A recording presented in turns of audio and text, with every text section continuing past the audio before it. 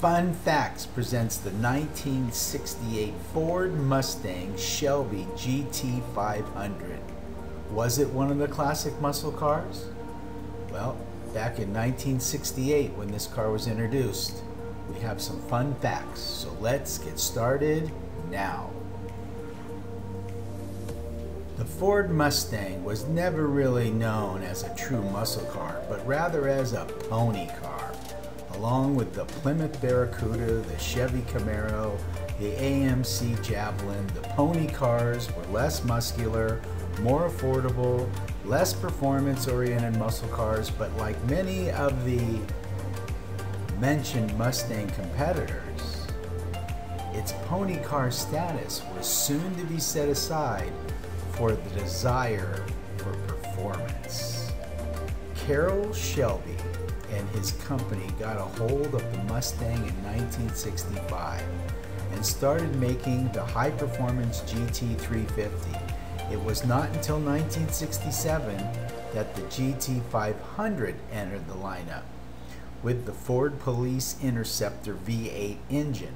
The 1968 was arguably the best year of the Shelby GT500, even though by now Ford had taken over the engineering and the production from Shelby. The 1968 models were graced with aggressive twin hood intakes that looked like nostrils, a large grille, and the Mustang now iconic rear sequential turn signals taken from the 1965 Thunderbird. The first part of the 68 saw the use of Ford's Police Interceptor V8 from the previous model year, but in April of that year, Ford started using the Cobra Jet 428 V8 in the GT500, good for about 335 horsepower. Both engines have reported to be severely underrated. By 1968, the Shelby GT500 was in its second year of production. Sales had flourished the year prior, even eclipsing those of the GT500's running mate, the GT350. It had become increasingly evident that many consumers wanted nothing more than to slide behind the wheel of the immensely powerful street car, and Ford, as well as Carroll Shelby, were happy to oblige. However, by this time, Carroll Shelby's role in the actual production process of the GT350 and the GT500 had dwindled. Ford had increasingly leveraged its role in all matters of sales and production, somewhat limiting Shelby's oversight. Toward the tail end of 1967, all Shelby production was moved from Carroll Shelby's facility in Los Angeles to Michigan. The A.O. Smith Company was then contracted to carry out further Shelby conversions of otherwise stock Mustangs. In the process, these cars now carried the Shelby Cobra name. Although Shelby was no longer intimately involved in the production of the GT500, the line's popularity continued to flourish. For Mustang fans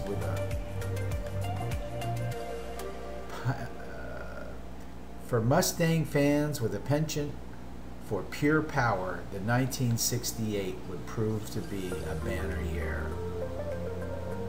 For 1968 production year, the Shelby GT500 featured a more aggressively styled front end. A new front hood brought the GT500's twin air scoops further forward toward its leading edge. Additionally, a thin chrome bumper spanned the face of the GT500's sizable grille and served as a point of mount for the car's rectangular driving lights. Louvered cooling vents were also added to the hood. The GT500 was also the recipient of the newly revised head and tail lamps, while the car's rear sequential turn signals were adapted from the 1965 Thunderbird. Also in the rear, a new spoiler was integrated into the GT500's decklet. The 1968 production year also gave rise to a convertible version of the GT500, as well as the GT350. Both convertible and coupe models featured a covered roll bar and a rear shoulder belts. Inside, the Shelby's GT500's interior remained largely unchanged from the year prior.